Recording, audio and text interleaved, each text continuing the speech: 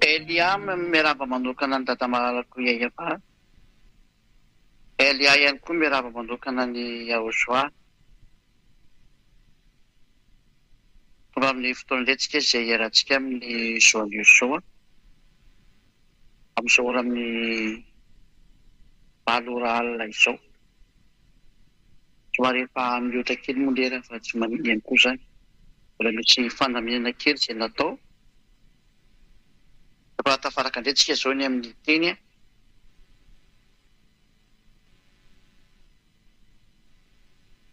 Dia mirary soatsika samy otahiny Yosoa azy hita manaraka. Ary tsy mijanona ny miaino ny teny Yosoa.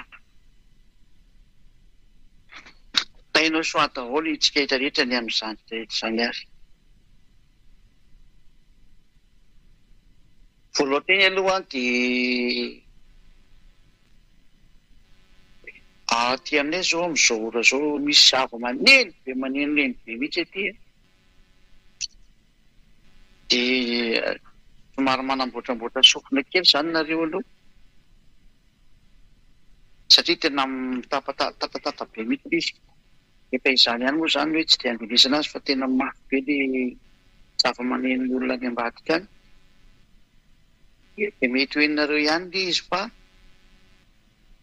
tsy avy etỳ aminay aloha ilay izy. Ao mitobitoboka be ilay fitaovana izany.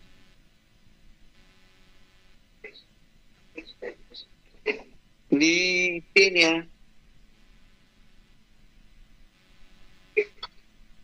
tsy misy sady manoka kely fa zezaka be.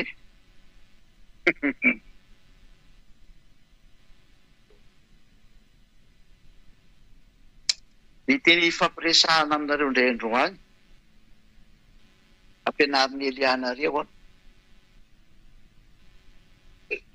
dia ny teny hoe tena avy any amin'ny lanitra marina ve izany Elia izany.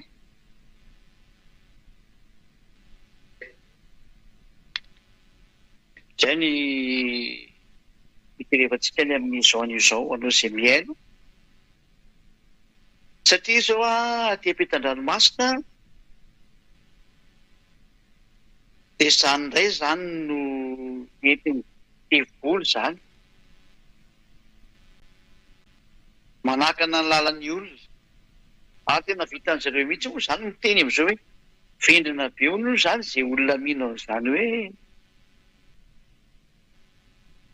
izany Elia izany dia avy any amin'ny lanitra ka hoe ambasadôran'i Yosoa. Hoe ny olona rehetra izay mino an'izany dia vendrina. Fa ny olona rehefa eto ambony tany tsy avy any amin'ny lanitra izany fa olona daholo io. Ary ny entin'izareo anaporofona izay indray moa dia miteny akaiky hoe ahoana ry izy manambady. Fa raha olona avy any amin'ny lanitra izany tokony tsy manambady. Izay indrindra no resantsika izany androany. Somary mihafiafy ihany koa izany sofina ilay mitokotoko fa tsy haiko na ino anareo any izany na tsy haino fa tena mitatatata be mihitsy ilay izy amin'izao aty aminay ity.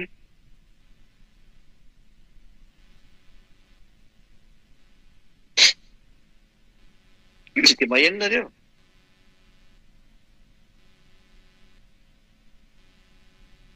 Mahafinaritra izany rehefa tsy maheno nareo fa raha izay aloha dia tena tabataba be. Ndao ary hoentsika amin'izay ary ny teny voalohany indrindra. Inona ny fanamporofonina avy any amin'ny lanitra izany Elia izany. Ho resantsika ao anatin'ny testamenta taloha aloha. Ary ho tsindrintsika ato amin'ny tenin'ilay mpaminany Israelianina farany dia Yahozoa.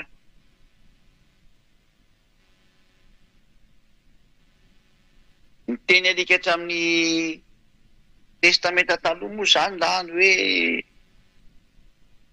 ny teny tany amin'ny tsisy idiran'ny ilay Yahosoapa amin'any farany. Fa ny teny amin'ny testamenta taloha no jerevantsika, ilay fanekena taloha zany dikan'izay. Dia mazava be mihitsy ny fahalalanao dia hoe Andriamanitra tsy mihaino ny mpanota. Araka ny boky Nisea 15:20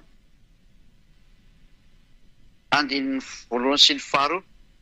Manomboka zany ny teny milaza mihitsy ny fanaporofona fa zany Elia zany ambasadorany Yahosoa dia tsy avy ety aminareo mihitsiny. Fa raha avy ety aminareo izy dia tsy nafaka anareo tamin'ny fahotana. Ny porofo nefa mifafaka amin'ny fahotana ny olona izay miaraka amin'ny Elia dia ianareo izay dazy efa miseho manerana an'izao tontolo izao. Ianareo mihitsy ny vavolombelon'ny fahamarinana. Fa tena misy ny fanafana amin'ny fahotana, misy ny afaka amin'ny fahotana ary tena tsy manota intsony. Izay sary izay efa hitan'izao tontolo izao dia porofo mitohaka amin'ny tendan'izao tontolo izao, na tiany na tsy tiany, na ekeny na tsy ekeny, na marina aminy na tsy marina aminy. Efa misy tokoa ny tsy manota intsony ary tena tsy manao ratsy intsony ary olona parfait. Ary izay sary izay mihitsy no midika fa efa tonga ilay avy any amin'ny lanitra ny lanitra noho ny amin'izao fanaporofona manaraka ho rekonareo izao.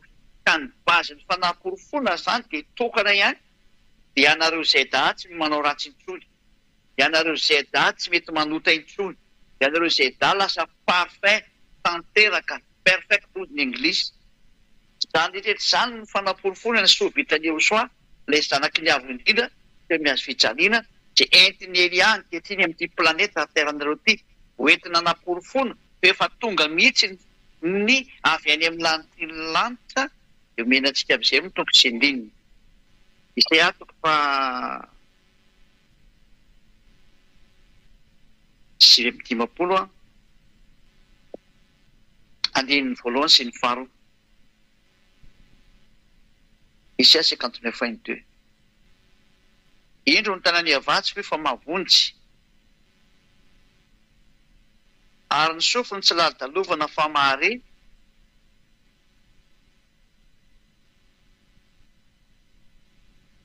fa ny heroko aroa no hevitra mampisaraka anareo amin'Andriamanitrareo, ary ny fahotanareo no mampiafina ny taviny anareo ka dia tsy mihaino izy.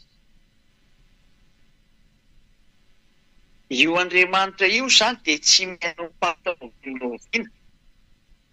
Ka raha ohatra ny izy zany ka tsy mihaino ny mpanota, ataony olona anankiray ahoana no mahafaka olona amin'ny fahotana raha mpanota izy. Izany hoe ataony olona izay mpanota ahoana no afaka olona ho lasa tsy mpanota. Ny olona ety an-tany rehetrarehetra ohatra nareo olombelona mantsy dia mpanota daholo.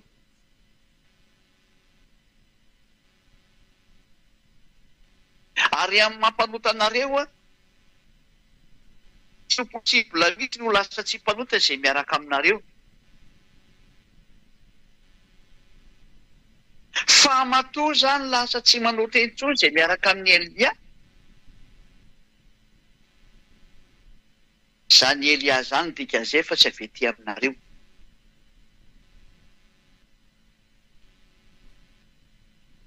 Vakitsika amin'ny bokin'ny Joba 14.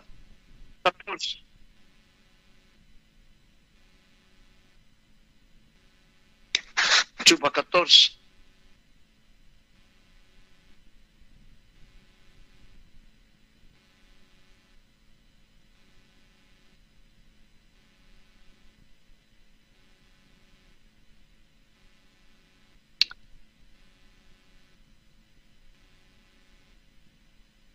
Aiza moa ilay misy an'ilay teny hoe fa tsy tika atao botily izy. Firy moa lasa hoe tadidiko tary.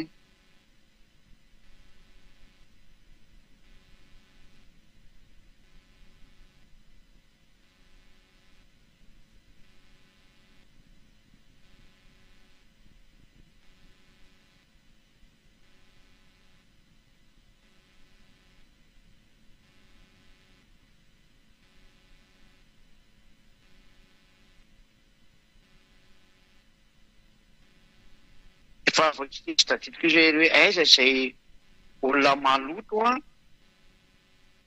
raha titeraka madio. Tsy haiko tadidinareo iny teny iny mba menana kely hoe izay teny izay.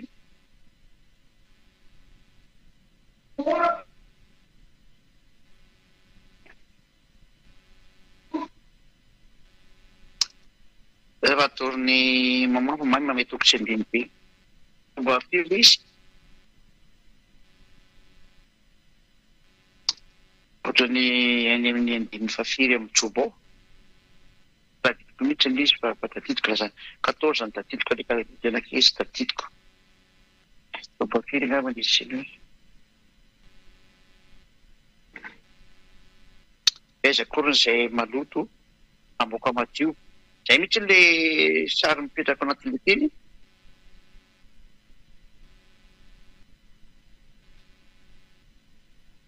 Tsy aloha karona kely izy ary aloha.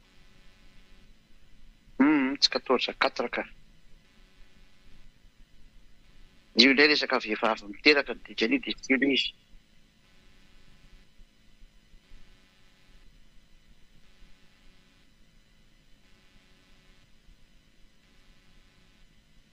Aiza moa izy?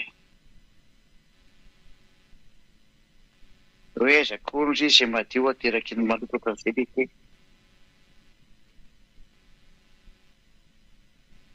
Tena tsy tadidiko mihitsy ny izy. Mba alefa kely aty eo ianareo izay mahay an'ilay teny. Fa tsy tadidiko mihitsy izy ity moa application fa tsy baiboly dia lasa tsy tadidiko mihitsy ilay hoe aiza moa misy an'izy. Tena izy ka. Tsy izy indray ity kay.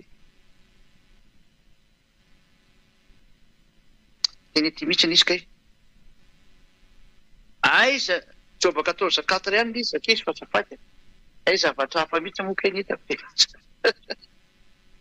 Job 14:4 ihany izy. Aiza ny misy madio ateraky ny tsy madio. Tsy misy na dia iray akory aza.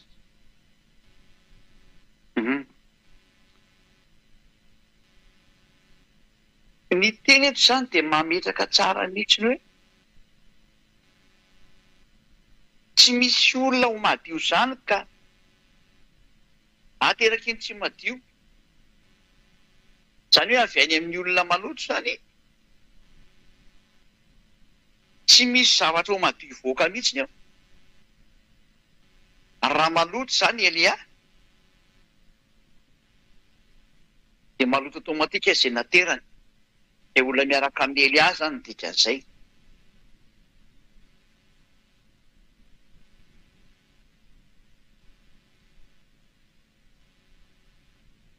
Fa matoa ny olona miaraka amin'ny Elia lasa tsy manota intsony.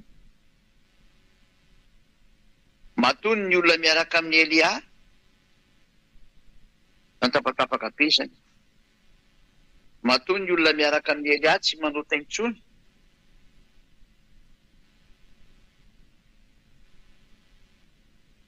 Amboarina kely angamba ilay plasiny eny aminareo any satria henoko misy tapatapaka any aminareo any.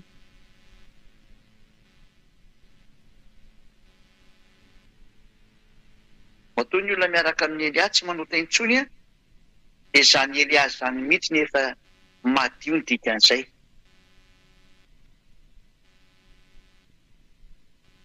Tsy tapatapaka ve ny aminareo any?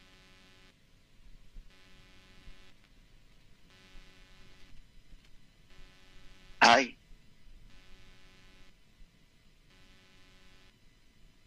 Raha ireo tenenako ireo izany dia milaza mihitsy fa ny olona maloto dia tsisy Andriamanitra miaina. Ary avy any amin'ny olona maloto dia tsy misy zavatra ho madio mihitsy. Ny zavatra misy anefa ny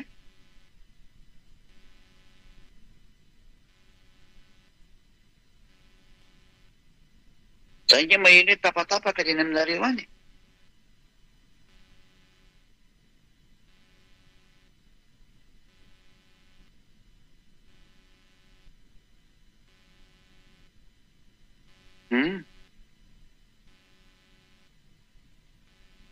Raha mireo teny anankiroa nameko anareo ireo dia milaza mihitsy tsara fa tsy misy Andriamanitra miaino ny mpanoto. Ka raha tsy miaino ny mpanoto io Andriamanitra io izany ahoana moa izany ny afaka an'ilay olona fahotana ianareo izay daritra rehetra zany mamirana azy tontolo zao izay indrindra no anindriko foana aminareo izay da hoe porofoy fa tena nafany eo soanareo satria miditra makany amin'ny fanoerana amin'ny fomba ahotry zany amin'izay zao olombelona zao hoe aiza koa ny aposibla zany ahoana ianao no mahafaka olona ny fahotana aiza koa mavy any amin'ny lantinantana anao zany ahoana ianao manambady tonga hatrany amin'izany izay le hoe le Andriamanitra mampanota olona teny fa tsy mba ray Andriamanitra tsy mampanota olona ka zay ny vokatry raha Jesosy ka zay ny vokatry raha Jesosy ny Andriamanitra tsy izy natsoina rehetra dia tsisy fitafinareo ny fahamarinana Andriamanitra mampanota zany tsy Andriamanitra miaina dia tonga na miteny hoe aza miaino no teny reny olona izay mivavaka amin'ny Andriamanitra tsy izy mpampanota anazy reny reto olona miteny izany masy dia olona tany amin'ny Andriamanitra tsy izy mivavaka dia rehefa tonga indray izao maheno zao fampianarana marina zao dia naseny marina teny mino no manaiky azy hoe aiza koa misy amazolantilanta zany olona vendra no mino an'izany nefa ny ekeny fa marina le teny dia tanao tsara amin'izany le fomba fampiasana ampiasainy dia volony sain'ny olona ahodiny amin'ny zava-tsisy dikany zay no mahatonga ny ely mampianatra hoe eno tsara foana ny teny ary ny tena mampime mihitsy dia le teny le Andriamanitra tsy izy dia voly miara-miasa aminazy reny no en'olo zareo reny ny fahendrena avy any amin'ireny no arahana nefa izy mahafantatra fa mpanota ary rehefa mpanota dia avy any amin'ny devoly dia Andriamanitra avy any amin'ny devoly miaraka aminazy iny no enony dia ny fahendrena avy any amin'ny devoly ny enony ny fahalalana avy any amin'ny devoly ny enony fa tsy mba ny fahalalana marina no arahana anjarantsika ny mieritreritra ny teniko izany hoe zany ny fahavoazam-be efa nyteny foana hoe aza mihaino ny teny demony fa rehefa mihaino ny teny devoly dia mivadika devoly ohatranazy vita ve fa tsy afaka ny fahotana ianao hatramin'izay fa Andriamanitra tsisy mpampanota miaraka aminao io dia ahoana moa zany ny hevitra le Andriamanitra tsisy mpampanota no arahanao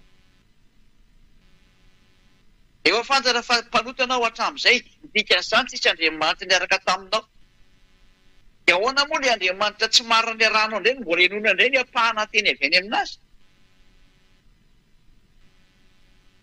zany le te hoe ny aza mba nisaromany devoly ihany fa zao sarona ny amints'izy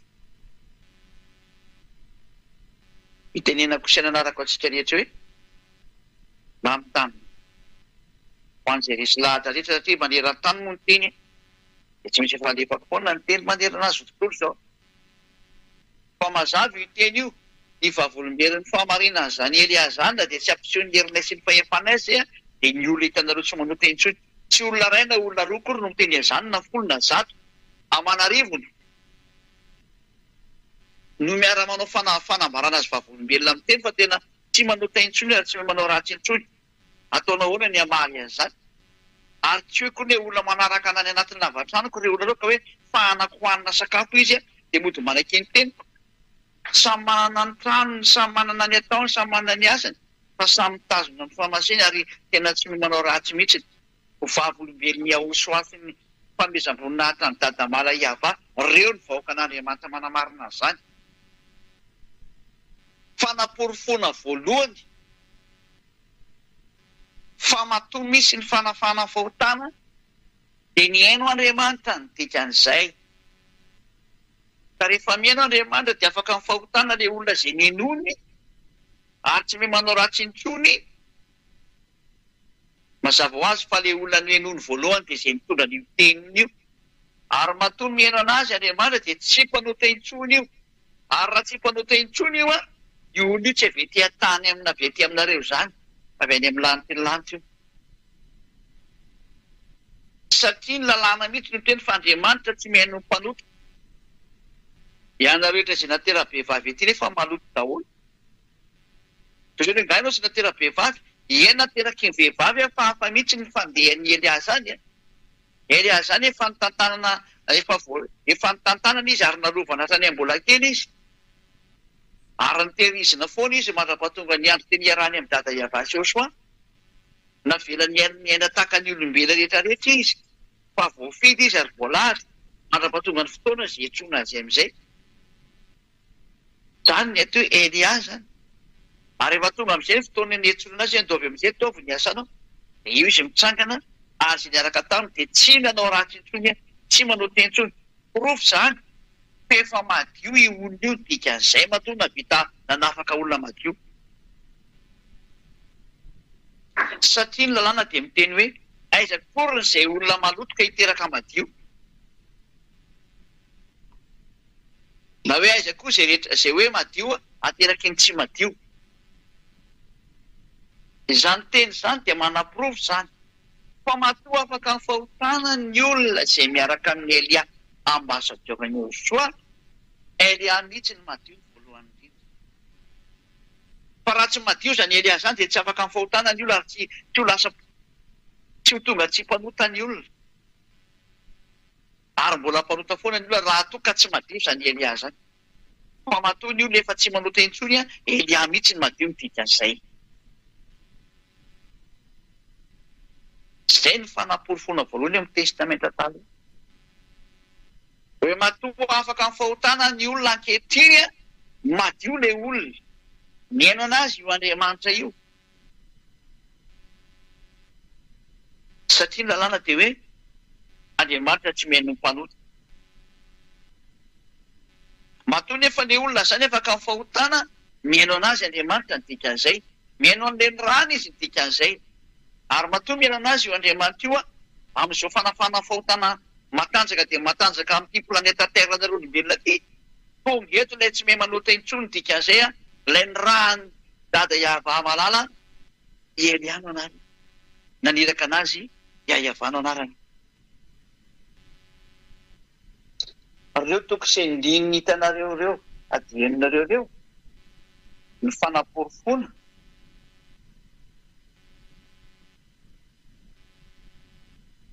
Fa tena mandeha ny fanafana amin'ny fahotana. Mandeha zany hoe lasa tsy mahay manota intsony izany.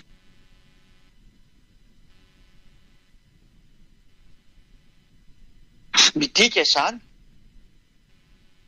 Fa tonga eto aminareo ilay henon'Andriamanitra teny. Midika izany. Fa tonga eto aminareo ilay tsy mahay manota intsony. Tonga eto aminareo ilay efa madio. Fa antena mipetraka ara.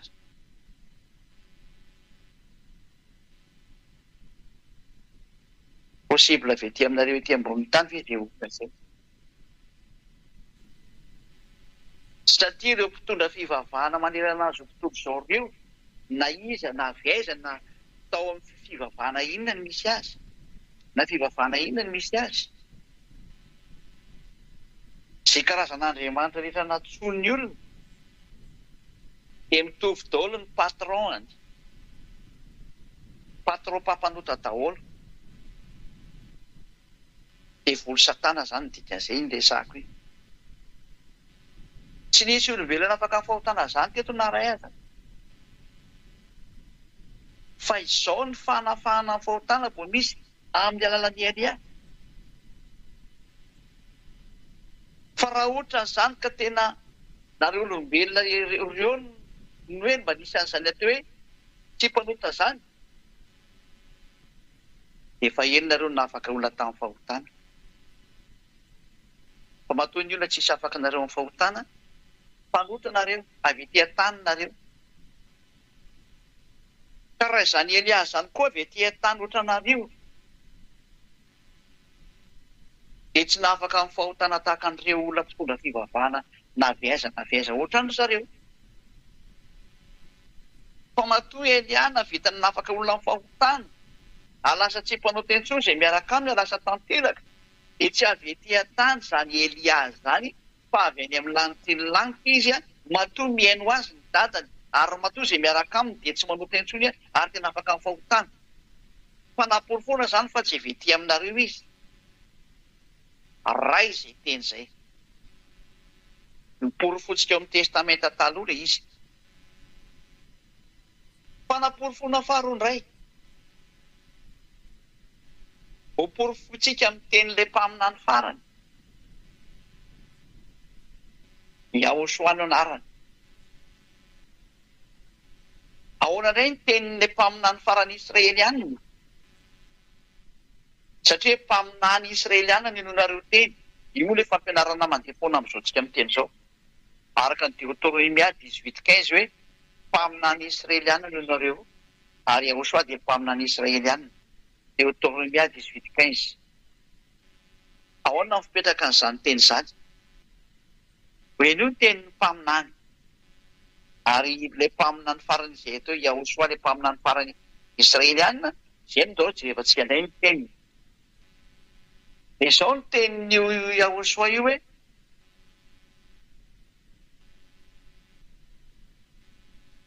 aza manota intsony. Ny tanjona izany dia ho lasa tsy mpanota ny olona.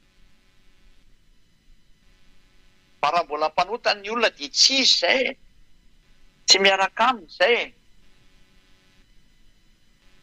Araka ny boky arikatra amin'ny Matthieu, tsy Matthieu moa fa Jauna ilay izy. Jauna 8:11. Araka nefa haitsika sy fahafantatsika. Ary hoy izy, tsy misy tompo. Dia hoy Yahosoa taminy, izaho koa tsy manameloka anao mandehana, ary amin'izao tsisy izao dia aza manota intsony. Araka ny Jauna 9:20. Hoe aza manota intsony ianao. Izay zany tenin'io Yahosoa io. Tsy ekzista teto amin'ity planeta Terre ity mihitsy io taoriana na tsy naterotry ny any Yahosoa sy ny apôstôly. Rava izany teny izany. Tsy ekzista intsony izany. Tsy nisy olombelona navita natateraka an'io teny io, na iray aza. Afa-tsy Eliary ihany. Eliary ihany navita natateraka an'io teny io aza manota intsony. Fanampolo foana faharoa. Fa tsy avy ety an-tany avy ety aminareo ity izany Elia izany fa avy any amin'ny lantilanty izy. Aty navita natateraka an'io teny izy hoe aza manota intsony. Ny olombelona rehetra izay ety an-tany nateraka ny vehivavy tahaka anareo ety an-tany dia mitovy lenta sy kilasy anareo, tsisy afaka amin'ny fahotana anareo aza. Elia kosany dia niaraka taminy afaka amin'ny fahotana. Izany hoe koa izany nateraka ny vehivavy nefa ny maloto e. Ny resahana eto nateraka ny vehivavy dia io tsy nafaka tamin'ny fahotana. Tsy afaka tamin'ny fahotana izy. Fa Elia tena afaka tamin'ny fahotana sady nafaka tamin'ny fahotana. Satria tsy avy ety aminareo izy fa avy any amin'ny Yahosoa. Avy any amin'ny lantilanty izy. Ahoana ny fanaporofona aminareo ataon'ny Elia fa avy any amin'ny lantilanty izy. Izao no lalàna navoaka an'io Yahosoa mpaminany farany. Azo romenany alika izay masina. Vakiantsika indray izay teny izay araka hatreho any amin'ny boky Matthieu 7.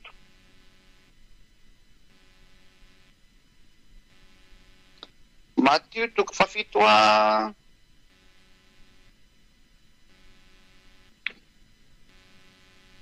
aiza misy andininy faheniny. Matthieu 7:6. Aza omenany alika ny zavatra masina.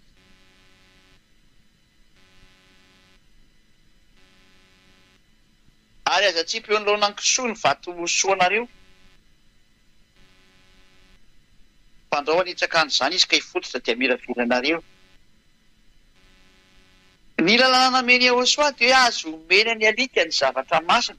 Matthieu 7:6. Matthieu 7:7. Izany hoe ny teny eto dia milaza mihitsy fa aza omena ny alika zavatra masina.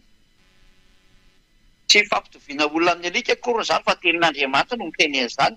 Ka raha misy tezitra amin'izany dia ndana tezitra amin'io Andriamanitra ny Abrahama io. Misy tokony izy no miteny io. Izy anefa ilay oharina amin'ilazay ny tenin'Andriamanitra io alika. Reto alika reto no tenin'Andriamanitra dia reto mpanota ny velany mpijangajanga sy mpanao ratsy ireo. Tsy azo omena an'ireo mihitsy ny fahamasinana zavatra masina avy any amin'ny lantilanitra. kanefa n'ilay fahamasinana mihitsiny izao entina izao satria matoa afaka ny fahotana ny olona lasa masina izy nazo zavatra masina izy ary ny fahazaony an'ilay zavatra masina mihitsiny dia ny fanay masina noraisiny mihitsiny io masaro-piaran'io Andriamanitra io hoe azo omeny alika ny zavatra masina. Izany hoe ny olona mpanotany ivelany dia tsy mahazo ny zavatra masina, fa ny olona mahazo ny zavatra masina dia tsy maintsy avy any amin'ny lanitra ny lanitra ihany vao mahazo an'io izy. Lova kitsika izay teny izay hoe matoa zany Elia navita nafaka olona tamin'ny fahotana ary lasa tsy nanota intsony io raha lasa masina ilay olona nandray ny zava-masina avy any amin'ny lanitra ny lanitra. Dia Elia mihitsy ny avy any amin'ny lanitra ny lanitra ny dikan'izany matoa ny zavatra avy any amin'ny lanitra ny lanitra manaraka anazy. Dia ny fanay masina manala olona fahotana.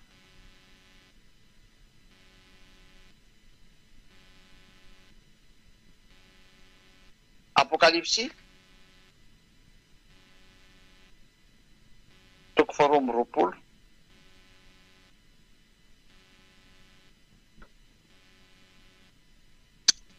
Mhm. 22:15.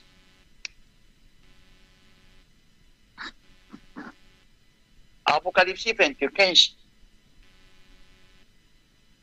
Fa ny velona ny alika sy ny mpanao ratsy sy ny mpijangajanga sy ny mpamono olona sy ny mpanompo sampy ary izay rehetra ty ilainy sady mpandainga. Même klasy mihitsy ireo any ivelany daholo ny mpanao ratsy rehetrarehetra.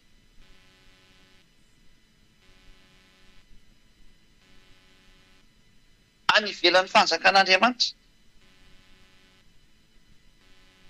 Araka ny teny alika hatrany Apokalipsy 21:27 hoe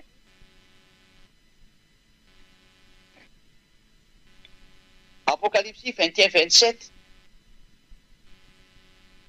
ary tsy mba hiditra mihitsy izay tsy masina na izay mpanao vetaveta na izay mandainga fa izay voatsohatra ao anatin'ny bokin'ny fiainana izay ny zanak'ondry ihany. Fomba azo miditra ao amin'ny lanitra ny lanitra zany ny mpanao ratsy rehetra anatin'izany ny alika. Ary ilay alika dia tenen'ny dada Iava hoe any ivelany ny alika. Zany ny alika zany dia zavatra any ivelany tsy mahazo miditra ao amin'ny fanjakan'Andriamanitra. Reny zavatra avy any ivelan'ny fanjakan'Andriamanitra reny ny Andriamanitra azo omena ny zavatra masina. Ten'Andriamanitra miteny izany fa tsy za va iovako io tsara io fa omeko anao idolo ilay teny io. Andriamanitra Abrahama no namoaka an'io. Ka ny olona mpanota zany ty resahana ity zany hoe any ivelany ireo. Ny zavatra masina nefa tsy azo omena an'ireo any ivelany ireo. Aiza zany nisany ambasadioran'ny Joshua Elia matoa navita zao zavatra zao izy. Mazava zany ny ambasadioran'ny Joshua izay nahatonga olona lasa masina sy mpanota intsony fa tsy mba olona any ivelany izy. Any ivelan'ny fanjakan'Andriamanitra fa ao amin'ny lanitra izy. Avy any izy ny dikan'izao. Matoa navita olona tsy manota intsony izy lasa parfait ny olona miaraka aminy tanteraka tsy avy etỳ antany izy satria ny etỳ antany mpanota dehoro izy ten'Andriamanitra ny alika. Dehoro reny. Zany hoe tsy ao amin'ny lanitra reny. Ny tsy avy any amin'ny lanitra reny dia dehoro tsy mahazo mitondra zava-masina. Matoa Elia navita nahatonga olona lasa masina tsy manao ratsy intsony Elia avy eo amin'ny lanitra ny dikan'izay fa tsy mba dehoro zany izy fa tena à l'intérieur izy. Dans le ciel des cieux. He is from the heaven of heaven. Hozy ny anglais. Il est venu du ciel des cieux, hozy ny frantsay. Izy dia avy any amin'ny lanitra. Satria ilay fanjakantsika dia any amin'ny lanitra fa tsy etỳ antany.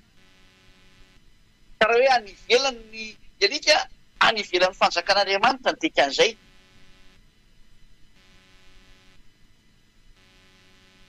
Ny fanjakako nefa noho izy Joshua dia tsy etỳ amin'izao tontolo izao fa ny fanjakantsika dia any amin'ny lanitra ny lanitra. Efa bakitsika izay teny izay hoe ny fanjakantsika dia any amin'ny lanitra ny lanitra. Azo kakakely an'izay indray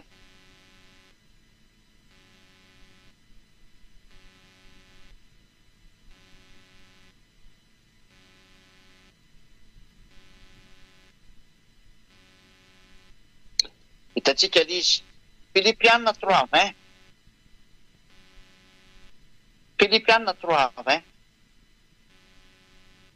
fa ny fanjakantsika dia any an-danitra io zany eo any amin'ny lanitry lanitra ary ihany koa no endrakantsika mpamonjy dia ahosoatombo mazava be zany fa le hoe any ivelany dia any ivelan'ny lanitry lanitra ny dikan'izay ianareo avy ety an-tany reo zany resahany zany hoe ilay lazaina fe any ivelany alika zany dia olona ny ivelan'ny fanjakana Andriamanitra tsy any amin'ny lanitry lanitra izy zay tsy avy any amin'ny lanitry lanitra rehetra zany resahana zany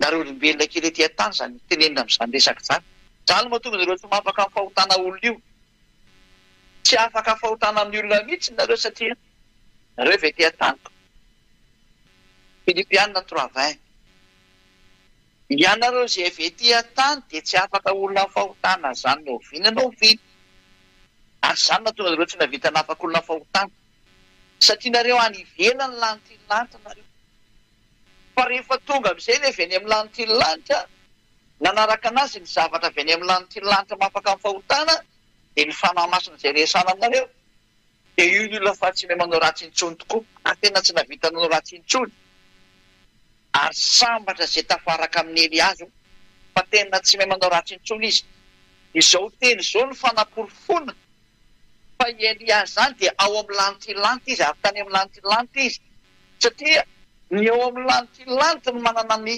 zava-masina ary zay avy eo amin'ny lanitry lanitra no manana ny zava-masina ary ny zava-masina miaraka amin'izany Eliazo zany avy any amin'ny lanitry lanitra dia ny fanahy masina izay natonga an'ireo tsy manota intsony ary rehefa tsy manota intsony ny olona tanteraka mihitsy ilay teny hoe any amin'ny lanitry lanitra ny olona anankiray tafapetraka any amin'ny lanitry lanitra koa iny zany araka ny tenin'Andriamanitra hitantsika hoe fa ny fanjakatsisy dia ny amin'ny lanitry lanitra mazava zany fa Elia matoa nafaka olona fahotana dia tsy avy ety an-tany fa avy any amin'ny lanitry lanitra mazava be io teny io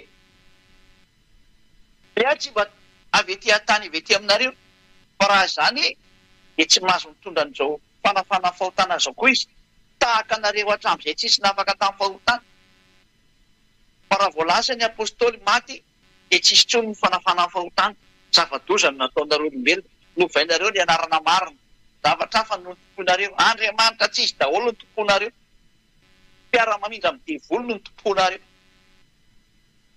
io ny zava-doza nahazo anareo io noho izany fanaporofona mazava be izay teny izay matoa afaka amin'ny fahotana zany ny olona miaraka amin'ny Elia dia tsy olombelona tahaka anareo izy dikan'izany fa avy any amin'ny lanitry lanitra satria ny avy any amin'ny lanitry lanitra ihany no mahazo ny zava-tsoa avy eo amin'ny lanitry lanitra satria hoe azo omeny any alika izay zavatra masina ka ny zavatra mahafaka amin'ny fahotana zany zavatra avy any amin'ny lanitry lanitra zany dia ny fanahy masina tsy azo ny olona ety an-tany zany hoe hoentin'ny olona ety an-tany zany fanahy masina zany aiza koa ny ampitombona an'izany fanahy masina ve avy any amin'ny lanitry lanitra dia ny olombelona kely iny dia hitondra azy aiza ny apety an'izany aminao ianao maloto dia ny zavatra hoentinao masina be ny dia aiza ny apety an'izany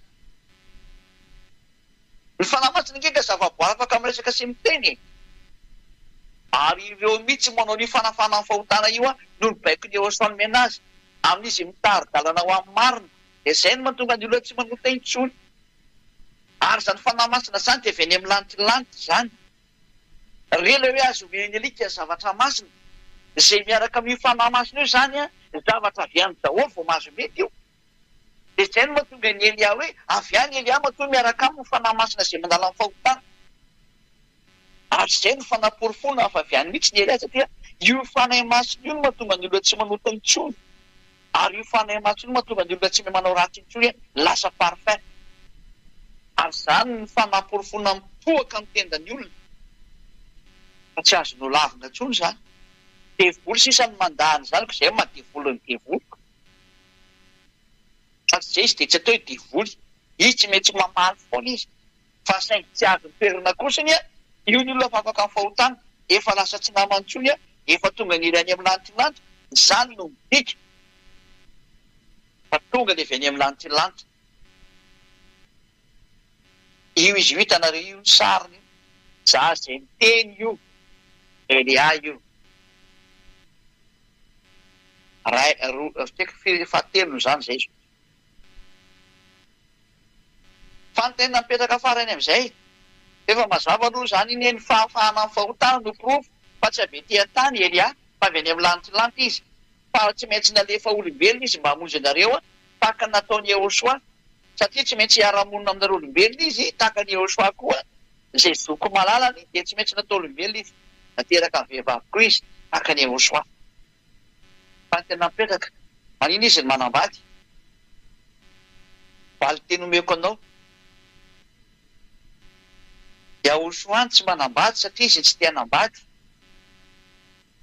fa tsy misy lalana mihitsy miteny fa tsy mahazo manambady Yehosoa raha tonga taty fa izy mihitsy tsy tia hanambady satria tsy tiany zany ary tsy mety aminazy idirany Elia zany fa nazy voninahitra ho azy mandrakizay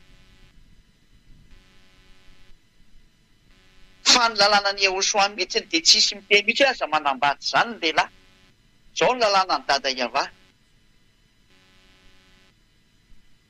noho izany ny lehilahy dia andao ny rainy sy ny reniny kaikamana ny vadiny ary lasa nofo izy roroa tsy misy Yehosoa nandravan'izany teny zany mihitsy eo raha vato ty teny tary amin'ny fanamboarana anareo ty fa raha zany dia efa tsisy manambady tsony ny olona ino nge mbola manambady tsy nandravany didiny dada Iava mihitsy zany Yehosoa zany tamin'ny famoronana anareo fa navela hiteraka ny olona ary mbola mitoy zany mandrakandroany mbola tsy namoaka didy mihitsy ny Yehosoa aza miteraka tsony nareo olombelona fa aoka tsy hivaty tsony lasy ny vavy tsisy nanao an'izany mihitsy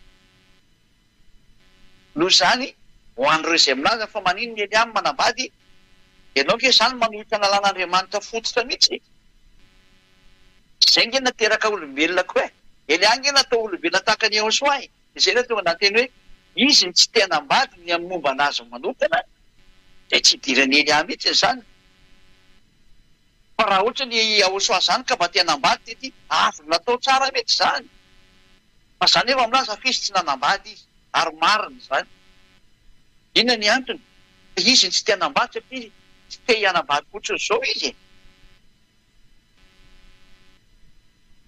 zay ny tiany zay ny mety aminazy fa tsy afaka hiditra amin'ny momba ny Yehosoa manokana mihitsy fa raha ny lalàna ny Yehosoa dia tsy nanova ny teny ny dadany mihitsy izy Iavano anarana dada Iavano ny teny hoe manambady nareo mba hiteraka nareo afaka manambady mihitsy ny olona fa napetraka Yehosoa kosany hoe aoka ny lehilahy ray ho vadiny vehivavy ray ary aoka ny vehivavy ray ho vadiny lehilahy anankiray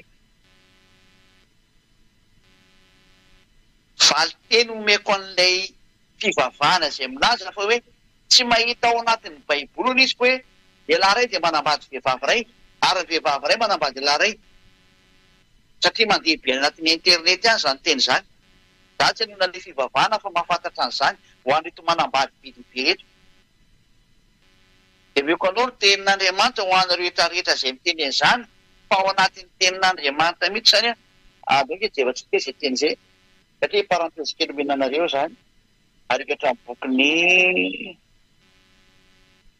Kolosiana angamba izindra sy diso roakarona kely indray ndraikarika kely indray aloha azo kely aloha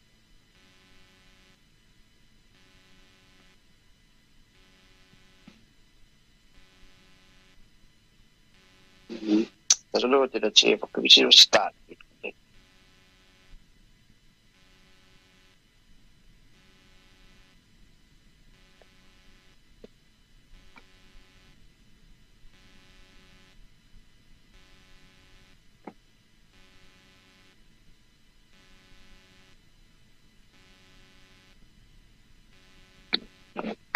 Richard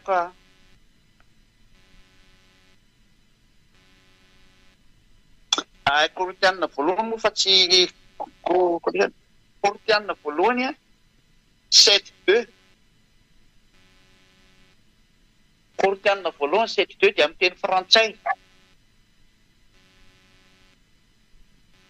toutefois pour éviter l'impudicité zany hoe mba hialana amin'ny fijangajangana zany que chacun ait sa femme que chacun ait sa femme Cela veut dire que un homme, un mari, doit seulement avoir une femme. Zany hoe lehilahy ray manambady vehivavy ray. Et que chaque femme ait son mari. Donc une femme doit se marier avec un seul mari, un seul homme. Voilà la loi du mariage. Ka valy teny omeny anareo rehetra zay minazy hoe aiza misy milaza ao anatin'ny soratra masina fa hoe lehilahy anankiray dia manambady vehivavy ray fa tsy maintsy manambady vehivavy be dehibe ny lehilahy. Non. Lehilahy ray manambady vehivavy ray. Io izy io. Korinthianina voalohany toko 7 dia 2. Io zany avakeo. Lalàna ny Yahoshua, le dernier prophète.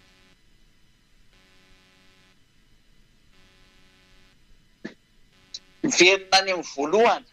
Lasy vavy nanamboarana anazy e lehilahy ray ho an'ny vehivavy ray. Zay nanamboarana anareo araka ny boky Jio. Eo amin'izay zay ny lalàna ny Yahoshua. Ka tsy misy Yahoshua amin'ny teny mihitsy hoe aza manambady nareo. Hoe aza manambady tsy hisy an'izany etỳ amin'ny Yahoshua. Zava-doza ary zany satria mandrara lalàna fototra nataon'ny dada Maria Iavana izany. Ka Eliany dia nisafidy ny hanambady. Tsy misy mpandikan-dalàna mihitsy zany na ny kely azy. Fa ataovy ray fotsiny ny vadinao. Fa ny vadiko dia anankiray.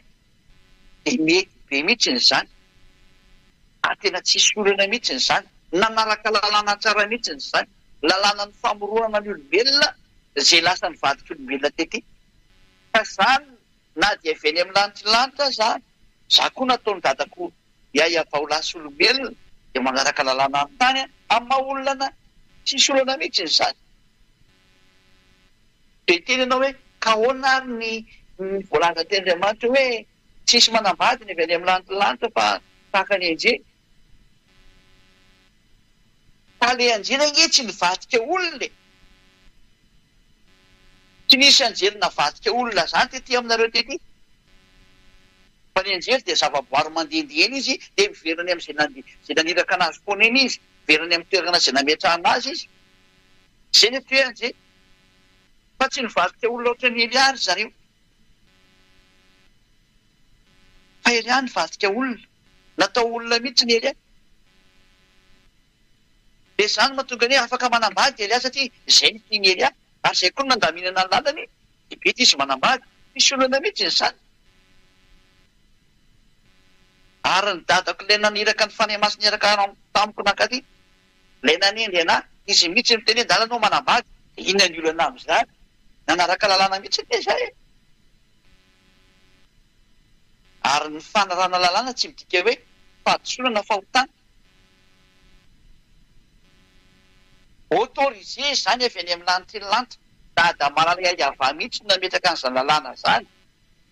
Fa napetraka fotsiny hoe lehilahy ray manambady vehivavy ray. Ary vehivavy ray manambady lehilahy ray. Zay ny lalàna amin'ny fanambadiana. Rehefa manaraka an'izay ianao dia tsisy fahadisolana.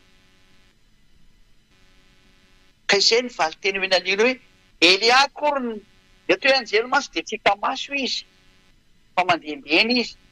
Ka ireo ilay teneny Yahoshua hoe fa amin'ny fitsangana amin'ny maty dia tsisy tsony manambady na voka-pakarona. Fa tahaka ny anjely any amin'ny lanitra ny lanitra izy.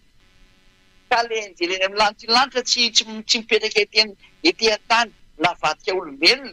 Fa zareo dia anjely. Tsy olona izy fa anjely. Ka raha ataontsika hoe tsy mbola nivadika olona dia tsy mahazo manambady. Raha Elia zany tsy mbola nivadika olombelona ohatran'izao hitanareo zao hoe mihinam-bary miaraka ohatran'ny miara mandeha amin'ireo ambony tomobily hita maso miresaka azo resitahana. Raha ohatran'izay ny Elia ka tsy mbola misy ohatran'ny olombelona tahaka an'izao nateraky ny vehivavy dia izay natao hoe tsy mahazo manambady izy. Tsy mahazo manambady izy satria tsy mbola nivadika olona. Fa lasa klasy mitovy amin'ireo anjely ireo. Dia ny anjely tsy mahazo manambady. Satria tsy mbola nivadika olona. Tsy mbola niova olona zany izy. Fa raha vao iny foa izy niova olona dia manaraka ny lalànany olona izy dikan'izay.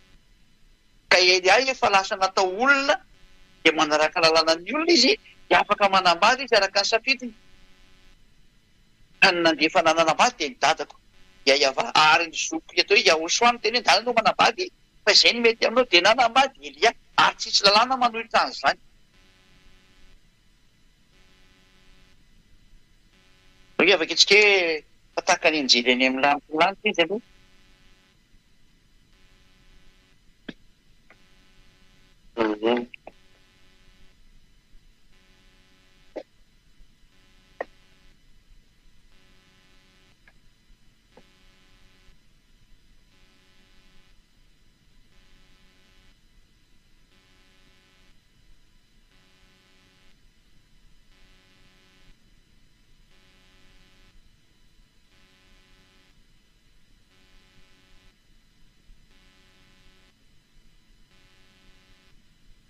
Sarikako kely izay dia maneho Matthieu any izy fa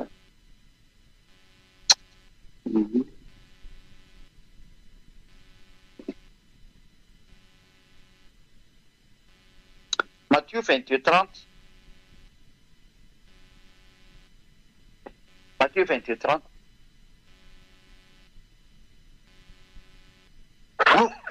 Divona kely ary olona. Vai. Misy gripa be mihitsy manafipaky etỳ amin'ny faritra be aminay aty zao. Nefa tonga dia mihevonevona be mihitsy. Miaratsiny amin'ilay tsy tia mihevona ko ino mikoseny olona ny olona tsy maintsy mihevona ary tiana anao teo. Matthieu 22:30. Fa amin'ny fitsanganany maty dia tsy misy afaka vady na voka-piakarana fa ho tahaka ny anjelany amin'ny lanitra lanitra. Anjely an-danitra zany. Fa ny anjely izay tsy nivadika olona, mbola tsy niova ho olona, reny tsy manambady reny. Zany hoe raha mbola any amin'ny lanitra anao zany ka tsy nivadika olombelon'ny rano anankiety dia tsy mahazo mivadika olona tokoa ianao zany. Satria tsy mbola navadika olona dia tsy mahazo manambady. Fa izay efa nirana ka novaina ho olona ety aminareo ety mahazo manambady mihitsy. Fa lalàna zany afaka manambady izy. Dia tonga nateny hoe raha Iahosoa ange nanambady tsisy lalàna manohitra an'izany fa izy tsy tianao an'izany ary izy tsy natao izy zany tsy vonany andeha amin'izany satria tsy mety aminazy izy. Ka izay moa zany no momba anazy tsy idirako mihitsy zany fa amampamorona anazy izay tiany io. Fa raha ohatra izy nakavady tsy olana aminazy koa zany, tsy manohitra lalàna izy. Fa Elia natao olona, efa lasa olona Elia, nateraka olona izy, miaina ohatra ny olona izy. Tonga manambady izy ny dikan'izay. Rehefa afaka manambady izy inona ny olana aminao amin'izay. Eto anao teny lalàna izy ake miteny fa tsy mahazo manambady Elia. Lalàna izy atao fanjakana masina atao amin'ny Iahosoa. Tsy misy an'izany ato. Afaka manambady tsara mihitsy izy. Ary tena mahazo mihitsy izy fa tsisy lalàna manohitra an'izany. Ka izay zany nivaly teny amin'ilay ianao miteny hoe ahoana moa anao manambady? Raha avy any amin'ny lanitra ianao ko ianao manambady. Tsisy lalàna manohitra an'izany mihitsy eo amin'ny Iahosoa fa mety be ary zany. Satria ny lalàna ny dada Iavady hoe manambady ny lehilahy misaraka amin'ny ray aman-dreny dia manambady izy. Lalàna tsy maintsy atao zany raha lehilahy ianao. Ka zany tsy vehivavy fa lehilahy dia manaraka an'izay zany dikan'izany. Fa raha zany lasa sarim-bavy ka tsy mety zany. Zato sarim-bavy fa tena lehilahy mihitsy ny dia manambady pirofo fa lehilahy dikan'izay. Ary narako lalànan'ny zoko malalako Iahosoa dia ny lalàna narako dia hoe manambady ray ihany za ka vehivavy ray mivadiko. Manaraka lalàna mihitsy ny ary tsisy lalàna manohitra an'izany mihitsy eo na andray aza. Tsy misy hoe rehefa miaraka amin'ny Iahosoa nareo na avy any amin'ny lantilanitra reo dia aza manambady fa tsy mahazo manambady. Tsy misy an'izany ao. Tsy miexiste ao mihitsy zany na ny kely ara. fa mateonao tsy manambady a safidinao zay ary safidinao samy manana safidiny ka ny azy safidiko ny dadako miteny danynao manambady fa zay mety aminao de nanambady zany ary tsy misy rahana manohitra an'izany ary mety be zany tsy mahita zavatra manahirana am'izany ka izay le valy teny ho a averiko tsara ho anareo le miteny hoe raha veny am'lanitrilantry noko mihena manambady ko lalana zany lalàna mihitsy ny ara ty no arahako fa vehivavy ray fotsiny tsy maintsy bady de manaraka ny je fa azo atao tsara manambady ary tena fanapolofona ny teny dadamala iavà zany fa rehefa anao misafidy hoe tsy anambady a ka safidinao ndray tsisy manohitra an'izany safidy io manambady anao safidinao zay tsy manambady anao safidinao zay fa mahazo manambady anao fa kosa raha ihany ny vadinao fa lalàna zany fa ao amin'eo soa tsy misy hoe voarary ianao manambady tsisy an'izany fa raha safidinao le izy a ay fa raha miova indray ny safidinao a za nambady siolana zany safidinao zay io a tsisy mabedy anao an'izany mihitsy manambady anao tsy bedy manambady anao tsy bedy fa safidinao zay ka lalàna zao arahana zao fa ny devolo mitady andika lalàna mamorona lalàna tsy fantatra indray le devolo ay zay misy lalàna to amin'eo soa tsy mahazo manambady ny lehilahy avy any amin'ny devolo igny zany sary zany de mandrarany tsy manambady hoe vakitsika indray zay teny zay le vakitsika farany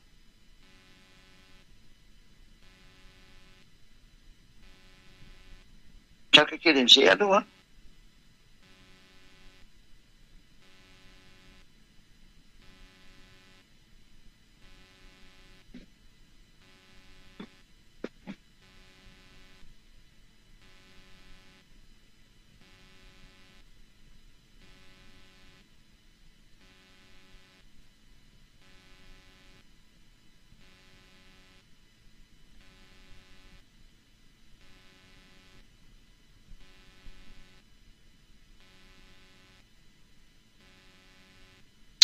somary mbola veriko kely mihitsy ny temoty voalohany a toko faefatra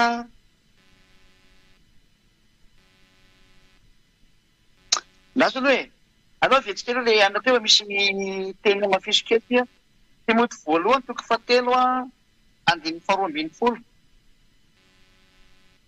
temoty voalohany a 3:12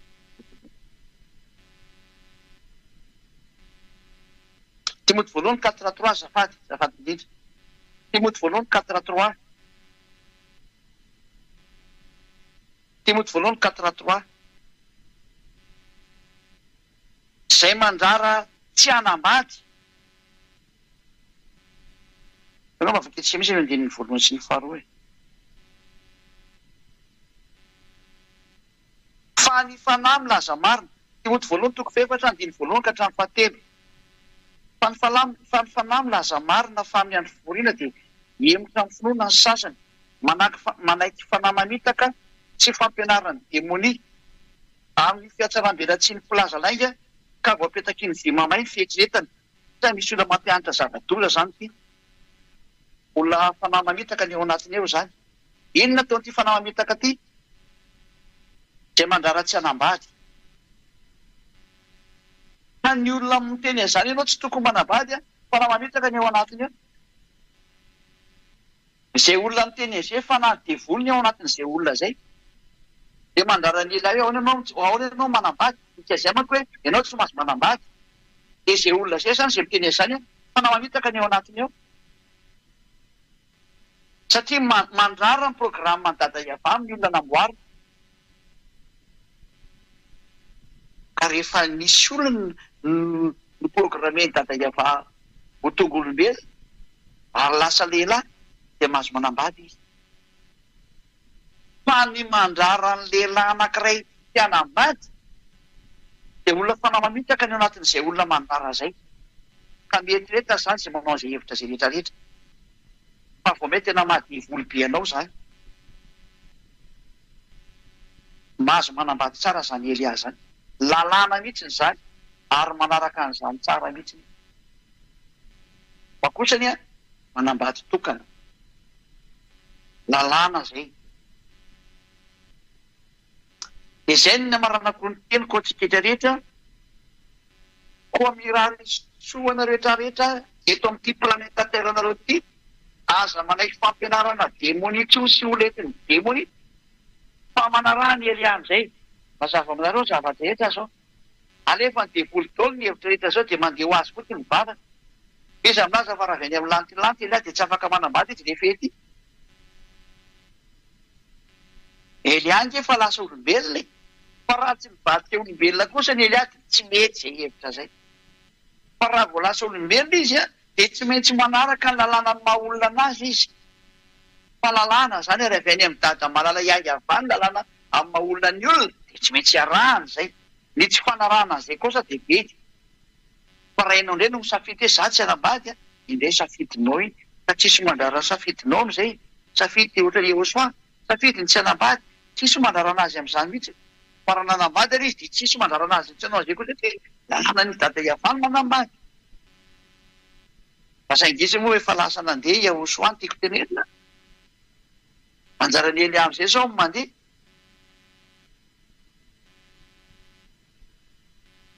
Izy zany mbola tsy vonona ny hanambady fa maty moa Jehosoa. Ka izy tsy tao anatin'ny programme hanambady. Fa Elia zao fa efa eto aminareo izy programme hanambady tsy misy fahadisoana mihitsy zany na kely azy ao amin'ny Jehosoa. Ary mety be ary zany. Vao miara zany tsara. Misy namana makivaky amin'ity fiainana ity mila namana ity a.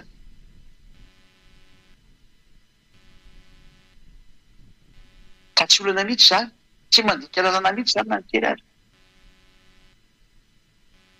Zay nga manonteny tamin'ny fampianarana. Ataontsika larana fahenina zany fampianarana androany. Larana fadimy ty dia ty atao larana fahenina ty ilainy ty fampianarana lefanareo androany ty. Ilainy zao tontolo zao. Satria efa manomboka mamaly indray ny ty ampitan-dranomasina. Efa voadona amin'ilay fampianarana marina zareo dia efa manomboka miteny zavatra tsy fiteny amin'izay. Fa ny eo ny resy lahatra, ny tsy resy lahatra, dia hitantsika ihany toy ny fa Elia tsy maintsy mikaroka na dia iray fotsiny ihany moa efa mahafaly any dadako Iavà zay. Dia miraso antsika samy tena soary tonga hafa daholo raha pitso mamonjy ny fivoriam-bavaka.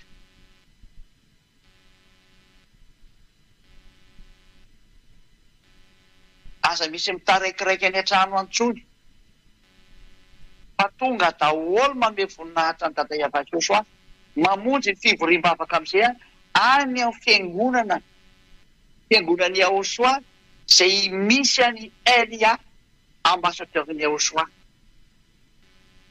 Tadiavo izay Elia zay ambassadeur-n'i Jehosoa. Dia miraso antsika samy tena Jehosoa ary hivavakitsika. Sotra betsaka dada mala Iavà. Sotra betsaka ny amin'izany teninao zany. Ny amin'izany fampianarana nomenao zany. Fampahafantarana izao tontolo izao ny fahamarinana avy any aminao. Dia ny fototra avy any aminao. Dada mala Iavà. Jehosoa malalako. Ny tany izay rehetra nampianariko izay nambarako ny ianao. Ary dia maneho ny voninahitro ny amin'ny teny. Maneho ny hasoavanao ny amin'ny teny. Ary izay rehetra nampianariko dia hamonjenao olona, hamonjenao fanahin'olona, hoentina ho any aminao dada mala Iavà ho valiny raha ny Jehosoa. Sotra betsaka Jehosoa malala fa avy any aminao daholo zao zahatra ny rehetra soeniko. Sotra betsaka. Ka io ny olona mba ho tonga soa any aminao, ho any amin'ny lanitra. Ary vonjeo izay rehetra mitady fanafana sy famonjena dada mala Iavà ho anao amin'ny voninahitra mandrakizay. Amin'ny anaranao Jehosoa anao izany vavaka rehetrarehetra zany. Halleluja. Amen. Dia miraso antsika rehetra samy tena Jehosoa ho amin'ny fahafiarahantsika ho amin'ny rapitronay. Tena Jehosoa daholo. Mandrapiona Andray azy.